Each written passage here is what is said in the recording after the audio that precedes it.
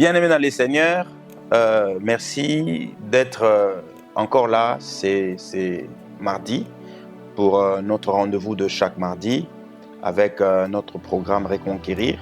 Aujourd'hui encore, nous sommes dans le 3e numéro de notre série sur la reconquête de notre spiritualité et avec une emphase sur la connaissance de celui qui est notre Dieu.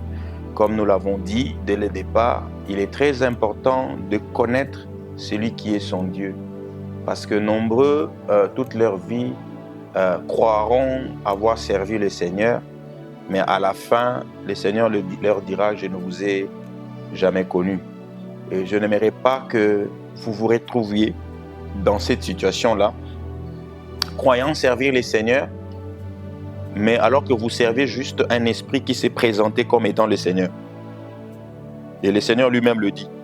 Et ces gens se posaient des questions, ils ont dit, mais Seigneur, nous avons guéri de malades en ton nom. Nous avons opéré de miracles en ton nom. Mais il dit, je ne vous ai jamais connu. C'est quand même assez fort. C'est très interpellateur comme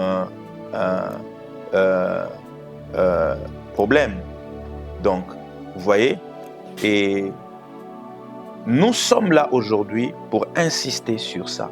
Vous voyez, Jean, dans le premier module, lorsqu'il entend une voix lui parler, ça c'est dans le chapitre 1er, au niveau du verset 10e, et Jean fait une chose très importante, il se retourne pour regarder le caractère, le caractéristique de cette personne.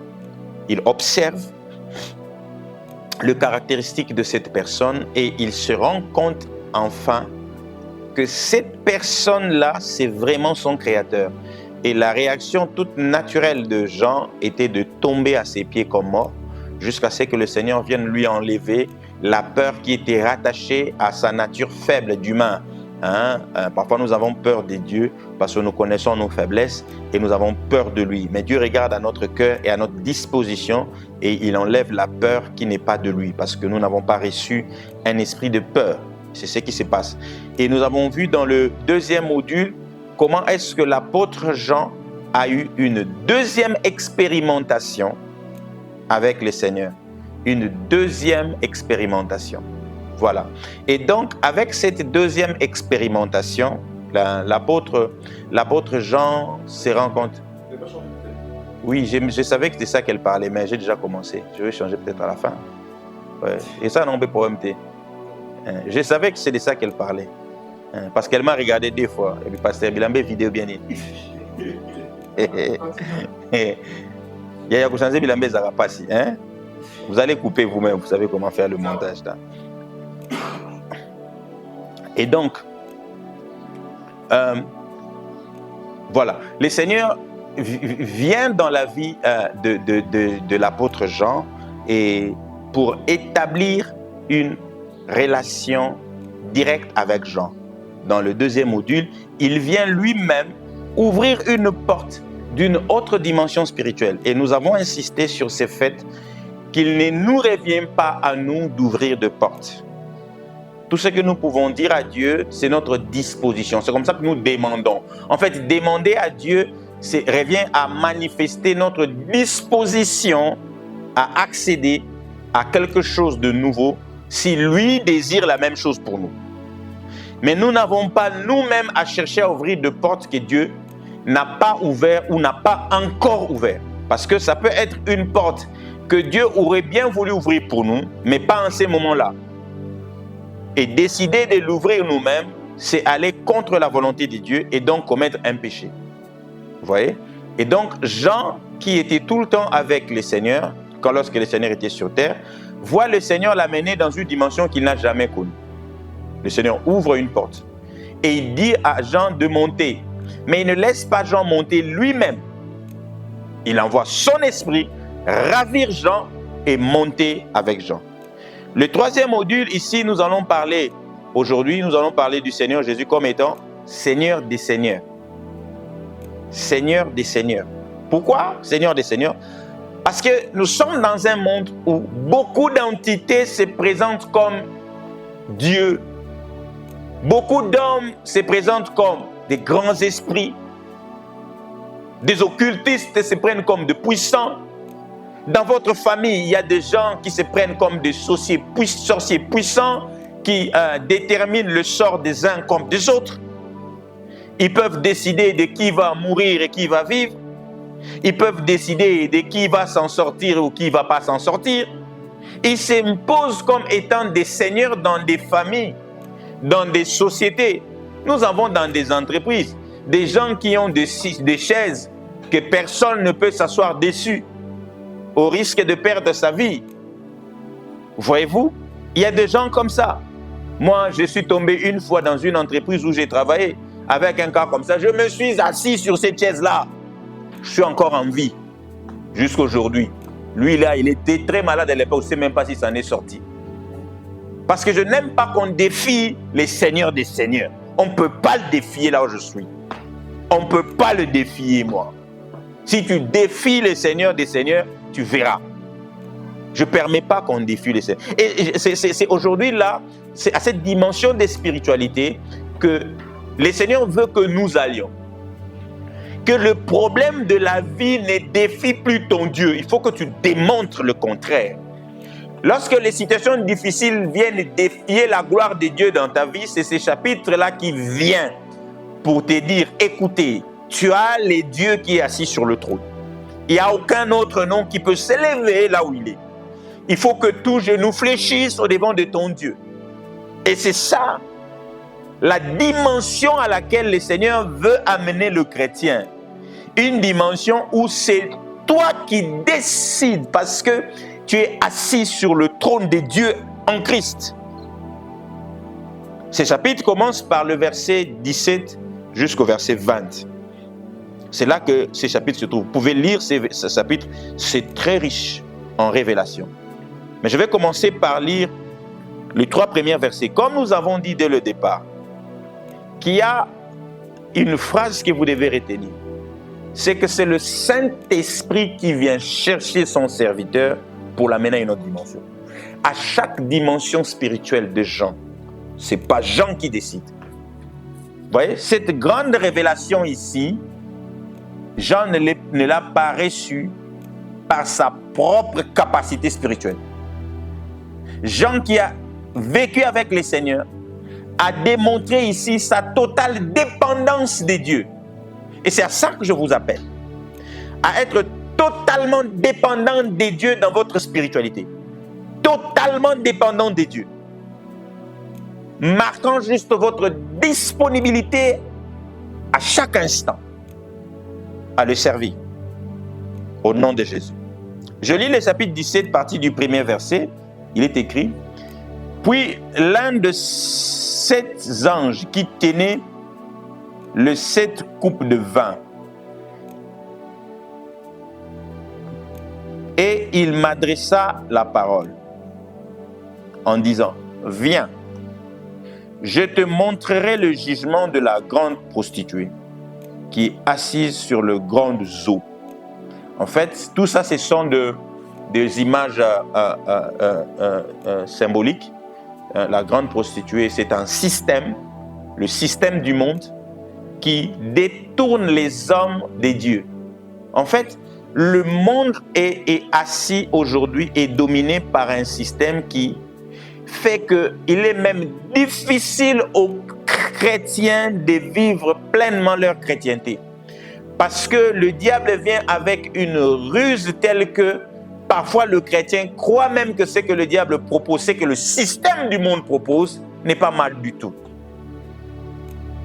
Dès le départ, j'ai écrit un livre où j'ai fustigé la laïcité. Parce que le Seigneur m'avait révélé que la laïcité était un argument qui paraissait correct, mais qui était une arme de l'ennemi pour censurer le christianisme, pour censurer la foi. Et on a dit non, c'est des espaces laïques. En fait, c'est que l'ennemi veut dire que vous n'amenez pas vos choses de Dieu ici. On dit le Parlement est laïque. On dit l'école est laïque. On dit ceci. On ne veut simplement pas que les choses de Dieu viennent.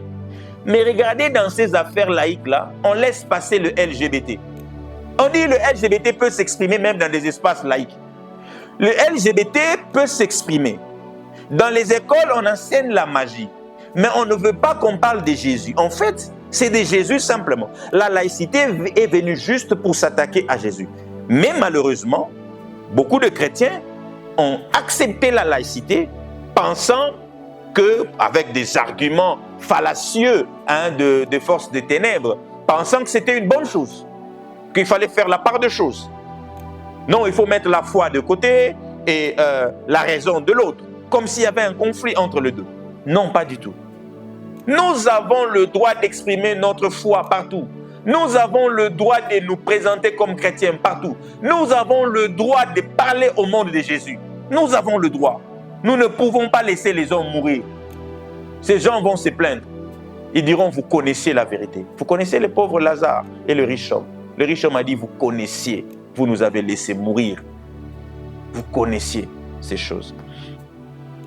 Et on ne veut pas être de ceux-là qui savaient, mais qui n'ont pas parlé. Et donc, il y a un jugement sur le système du monde qui est assis sur le grand eaux. Les grandes eaux représentent des peuples. Comme je dis, Apocalypse, si vous voulez lire l'Apocalypse, il faut avoir la compréhension des images, de langage symbolique. Si vous comprenez bien le langage symbolique, ça sera plus facile pour vous de lire. Un jour, on fera un enseignement dans le cadre de l'Église. On organisera un enseignement sur le livre d'Apocalypse. Mais cette fois-là, ça sera pour expliquer le symbolisme qu'il y a dans le livre d'Apocalypse. Afin que ça devienne beaucoup plus limpide à tout le monde. Voilà, Dieu vous bénisse. Et donc, les systèmes du monde qui retiennent les peuples dans la captivité. Et parfois, ces enseignements du monde sont acceptés par certaines églises et ils sont même reproduits par l'église. Okay? On intègre même ça dans les enseignements sur la grâce, où la grâce commence à tolérer le péché. La grâce commence à devenir une forme de carte blanche. Dès que vous avez reçu le Seigneur, vous avez le carte blanche sur le péché, plus rien ne va vous condamner. Et ces enseignements ont même pris accès à l'Église. Ça, c'est la ruse de l'ennemi. Nous devons sortir l'Église, de l'Église, ces genres d'enseignements. Parce que Dieu, ici, il résiste à ces faux docteurs qui amènent le peuple à l'impudicité et à toute forme de dérèglement. Voilà. Et donc, bien aimé dans le Seigneur, l'apôtre continue et dit, c'est avec elle que le roi de la terre se sont livrés à l'impudicité et c'est du vin de son impudicité que les habitants de la terre s'en sont enivrés. Et donc, les rois de la terre ont aimé. Okay? Le vin de l'impudicité, c'est toute la corruption qui va avec ces systèmes puissants. Parce que lorsque ces systèmes puissants viennent vers les nations, ils amènent de l'argent, du vin, qu'on appelle ici du vin. Ils amènent de la corruption parce que le vin corrompt. Okay? Ils amènent la corruption pour obtenir de nations, de rois, l'acceptation de leur système de pensée. Okay? On commence à encourager la mutation sexuelle auprès des enfants. On dit même aux enfants qu'on ne naît ni homme ni femme, mais on le devient. Non, ce sont ces mensonges de l'ennemi. Comment pouvez-vous dire qu'on ne naît pas homme et qu'on le devient? Non, mais regardez, il y a des choses indéniables. Ce n'est pas parce qu'un homme qui est devenu femme dit qu'elle est femme. Non, vous voyez, c'est dans ces choses-là. Vous êtes homme, vous l'êtes. Ce n'est pas parce que je suis en pantalon bleu que si je dis rouge, que ça change quelque chose. Je peux aussi décider aujourd'hui que cette couleur n'est plus bleue. Je dis que pour moi, ça c'est rouge. Si vous dites que c'est bleu, eh ben, vous êtes en train de violer ma liberté. Moi, j'ai dit que c'est rouge. Et il faut que vous tous disiez que c'est rouge. Et demain, je dirai que non, monsieur, je n'ai plus l'âge que j'ai 3 ans. Il faut l'accepter. J'ai fait une opération chirurgicale et maintenant j'ai changé mon âge. J'ai 3 ans. Je n'irai plus à la retraite parce que je n'ai plus cet âge-là. Ben moi, je vais faire un tour de passe-passe à notre VPN de la fonction publique. Je dirai à mon VPN de la fonction publique que, messieurs le VPN, je n'ai plus l'âge pour aller à la retraite. Il faut corriger mon âge. Je recule de 10 ans. Je recule de 10 ans, ben, je le supplie un homme changer mon genre. Vous voyez, le système du monde, c'est ça. Il il a séduit les nations. Et l'Église doit faire un bloc contre ces systèmes-là. Ok? Et le verset 3, l'apôtre dit, il me transporta en esprit dans un désert. Ce n'est pas l'apôtre qui est parti. Jean l'apôtre, Jean n'est pas parti. On l'a transporté. Jean a été transporté en esprit. Et j'ai vu une femme assise sur une trône. Tout ça, ce sont des images. Mais regardez là où ce qui nous intéresse ici, c'est quoi? C'est que nous avons un monde où il y a un système qui veut, par la ruse de l'ennemi, passer comme étant le bon système qui gouverne les hommes. Mais en même temps, nous savons que le système que l'ennemi est en train d'imposer est un système qui veut déconnecter le monde, parce que l'ennemi a compris, comme nous l'avons vu dans le chapitre précédent, que les surnaturels des dieux affectent le monde. Et le diable veut mettre en place un système qui déconnecte Dieu du monde, de sorte que les surnaturels des dieux perdent sa capacité d'affecter les hommes. On s'attaque à la vie de prière de chrétien. On s'attaque à votre vie de prière. Vous croyez, mais vous ne lisez pas la Bible. Vous êtes chrétien, mais il devient difficile pour vous de lire la Bible. Il vous est difficile de prier. Il vous est difficile de jeûner. Le diable vous a convaincu que la bénédiction, c'est à la sueur seule. Vous n'avez pas besoin de Dieu. Mais alors que le Seigneur dit que si tu travailles, il bénira l'œuvre de tes mains. Donc tu as besoin de lui. Mais le diable te dit non. Le diable met en place un système de santé qui prend presque tout en charge pour que les hommes pensent que nous n'avons pas besoin de prière. Il y a des recherches et des découvertes en médecine. Vous voulez quoi? Il y a des progrès en matière de médecine pour régler les problèmes de cancer. Mais Dieu existe. Tous ces chapitres, c'est pour ramener les hommes à comprendre le message des dieux dans Apocalypse. Ne vous déconnectez pas des dieux, peu importe les solutions que le monde veut vous proposer. Ne vous déconnectez jamais des dieux, peu importe la nourriture que le monde va vous donner. Ne vous déconnectez jamais des dieux, peu importe la gloire que le monde va vous donner. Ne vous déconnectez jamais des dieux, peu importe la tentation. Vous voyez? Le Seigneur est dans le désert. Le diable vient vers le Seigneur. Nous sommes dans ces chapitres. Le diable vient dire au Seigneur, écoutez, tu as faim, je te propose une chose. Il y a une solution ici. Transforme cette pierre en pain et tu manges. Le diable veut amener le Seigneur à résumer le problème de sa faim à ce qui vient sur la terre. En fait, ce que le diable est en train de dire au Seigneur et à nous par cette tentation, c'est que ne cherchez pas les solutions ailleurs. Tout le pouvoir que vous avez, utilisez-le ici. Vous n'avez pas besoin de Dieu. Transformez ce qu'il y a ici, vous n'avez pas besoin de Dieu. C'est ce que le diable veut amener. Le diable veut amener les hommes à ne plus recourir à Dieu, mais à recourir aux solutions qu'ils ont sur la terre. C'est comme ça que vous voyez même le cœur de pasteur est détourné de la recherche de Dieu. Nous l'avons vu dans une de nos épisodes où Dieu demande à Moïse et Aaron, Exode 24, premier et deuxième verset. Premier et deuxième verset. Au premier verset, Dieu demande à Moïse, Aaron et à 4 autres personnes de monter pour parler avec lui afin qu'il leur donne des instructions sur comment conduire le peuple. Mais au deuxième verset, la Bible dit Moïse monta seul, Aaron ne monta pas. Pourquoi? Parce que le diable avait réussi à détourner le cœur d'Aaron pour amener Aaron à tout ce qui est du monde. Et Aaron a trouvé même la solution sur son Dieu. Il a pris de l'or qui était sur la terre et il a façonné un Dieu et il a dit voici votre Dieu.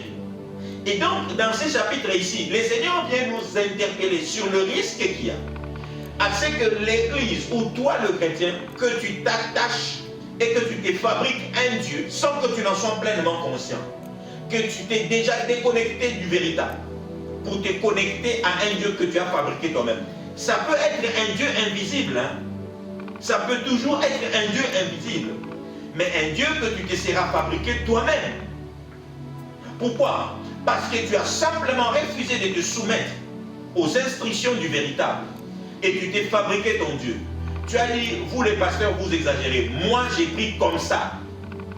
Vous, les hommes de Dieu, vous exagérez. Moi, j'ai ma façon à moi de prier. Est-ce que ta façon à toi de prier, c'est ce que Dieu veut pour toi? Ou bien tu es déjà tombé dans le piège de Aaron qui avait aussi sa façon de prier, qui a pris de l'or et qui s'est fabriqué son Dieu à lui.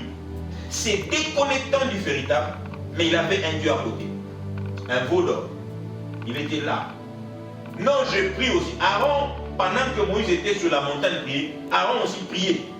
Israël aussi priait. Mais il ne priait pas le vrai Dieu. Il s'était déjà formé son propre Dieu. Vous voyez bien, nous en sommes là. Nous en sommes là aujourd'hui. À un christianisme qui se déconnecte totalement du véritable Dieu. Je le disais, des pasteurs qui ont le cœur orienté vers l'argent. Ils trouvent toutes les solutions aux problèmes de l'Église en l'argent. Ils prophétisent quand les gens donnent des offrandes. Oh, celui qui donne le plus, c'est celui qui dégage le plus l'onction en lui. Donc la source de l'onction de ces pasteurs n'est plus Dieu. La source du prophétique de ces pasteurs n'est plus Dieu. Mais il ne le sait pas encore. Il ne sait pas encore. Il a déjà changé de source. Parce que lui, pour qu'il prophétise bien, il faut que l'argent soit là. Qu'on donne un peu plus d'argent. C'est là que l'onction monte. En fait, il s'est déjà branché à un autre Dieu. Mais il ne le sait simplement pas encore. Un jour, il le saura. Je préfère qu'il le sache le plus tôt possible, avant qu'il ne soit trop tard, et qu'il se reconnecte à Dieu. Voyez-vous? Et c'est ça. L'ennemi le sait. C'est comme ça, parfois, l'ennemi envoie dans l'église des occultistes qui ont l'argent. Il y a des gens comme ça qui viennent, ils se méconduisent, ils prennent des sœurs. Mais quand il y a un problème financier à l'église, des problèmes financiers qu'eux-mêmes ont soufflé à l'église, ils viennent là, pouf, ils cassent le groupe électrogène. Ben, les gens vont dire, le pasteur est superstitieux. Oui, ça existe. Ça existe. Ils cassent le groupe électrogène. Et puis ils viennent, non, encore les hommes de Dieu, ils aiment bien ça. J'ai un petit 10 000 ici. Et le pasteur, il ne vérifie même pas le tas d'âme de la personne qui est en train de donner. Et c'est sur lui qu'il prophétise toutes les bonnes choses. Zéro sur la conduite de ces personnes. Aucune interpellation. Alors tout le monde sait que ces frères-là, c'est un impudique. Mais quand le prophète, le pasteur, l'apôtre, le docteur prend la parole sur cet homme-là, rien sur sa vie pour le sauver. Rien. Pourquoi? Parce que l'ennemi a réussi à le détourner de Dieu. Mais il a échoué auprès de Christ. Et c'est l'enseignement que le Christ nous donne dans cette partie-ci. Il dit, regardez, il y a un système du monde qui s'assoit sur le peuple. Mais vous, votre rôle en tant qu'Église, c'est de renverser ce système. Notre travail à nous, c'est de renverser ce système et de garder les cœurs et de pasteurs et de brebis connectés à Dieu. C'est ça le travail. Cœur connecté à Dieu. Pour permettre à l'Église de résister au monde. De résister, d'être une barrière à ces systèmes-là. Quand Dieu dit résister au monde, on parle de ces systèmes-là. On ne parle pas des humains qui ne sont pas convertis. On parle du système qui a pris même ces humains-là dans l'esclavage. Il faut résister et renverser ces systèmes. Afin de remplacer tout système. De remplacer tout système. Les systèmes du monde ne peuvent pas s'imposer à notre foi. Je le disais, ce n'est pas parce que je décide que mon pantalon bleu ici est rouge qu'elle deviendrait rouge. Et le monde veut nous imposer une sorte de liberté qui en fait n'est pas une liberté. Ils utilisent le terme liberté, mais ils veulent amener le monde dans une forme d'esclavage où les parents deviennent des esclaves des enfants, ils n'ont plus le pouvoir d'éducation sur leurs enfants et que les enfants deviennent de petits rois. Ils ont brisé le couple, prétendant libérer la femme. C'est une fausse liberté qu'ils ont offert au couple. Et Parfois, l'Église est même sautée sur ça sans beaucoup trop réfléchir. Aujourd'hui, le taux des divorces n'a fait qu'augmenter. Et les enfants sont à la merci de cette société diabolique. L'Église, nous devons rebâtir le fondement biblique de la famille. Ramener la famille à cette vérité de l'Évangile. Cette vérité qui ont permis aux familles d'être solides, aux enfants d'être éduqués et attachés à Dieu. Ne permettons pas au monde de nous arracher nos enfants. Ne permettons pas au monde de nous arracher nos conjoints. Ne permettons pas. Restons attachés à Dieu. Notre mission en tant qu'Église, c'est effectivement de ramener le cœur du peuple à Dieu, de sorte que les hommes s'attachent à la loi de Dieu et non pas à la loi d'Dieu. Comme il en était à l'époque de Daniel, où les hommes ont fait croire que se prosterner au roi était un signe de loyauté et de fidélité. Sauf que c'était une abomination devant Dieu. Et Daniel a choisi de respecter les autres. C'est ça le défi que nous avons. Chrétiens, vous êtes employés dans une entreprise où il y a des pratiques qui ne correspondent pas à la volonté de Dieu, de manière claire. Et parfois, le diable n'est pas aussi clair que ça. Le diable travaille dans la ruse. Il faut entrer dans ce qui paraît beau pour voir s'il n'y a pas le venin dedans. C'est ça l'intelligence spirituelle. Arriver à déceler le venin qui est caché dans un repas succulent d'apparence. Une pomme qui est beau à voir, mais dont la sémence est remplie de poison. Il faut voir au-delà. Ce n'est pas toujours aussi simple. Adam et Ève sont tombés dans un tel piège qui paraissait beau, qui paraissait correct, qui semblait être inoffensif, mais des vies ont été brisées. Bien-aimés dans le Seigneur, levons-nous comme Église et résistons à l'assaut de l'ennemi dans nos sociétés, dans nos maisons et dans l'Église. Et cela n'est possible que si nous nous attachons pleinement à celui que nous connaissons pour recevoir de lui des instructions. Car sans lui, nous ne pouvons pas renverser le monde. Lui, il a vaincu le monde et nous avons besoin de lui. Pasteur, vous n'êtes pas la tête de l'Église. Soumettez-vous. Soumettez-vous à Jésus comme étant le seul qui suprême de l'Église. Par son esprit, vous donnera la sagesse. Sa sagesse sera peut-être folie pour les hommes, mais c'est la puissance de la croix pour nous qui avons. Il fera de vous un signe si vous vous attachez à lui. Vous qui êtes là, qui me suivez, peut-être en passant, simplement, mais vous n'avez pas encore une expérience avec Jésus.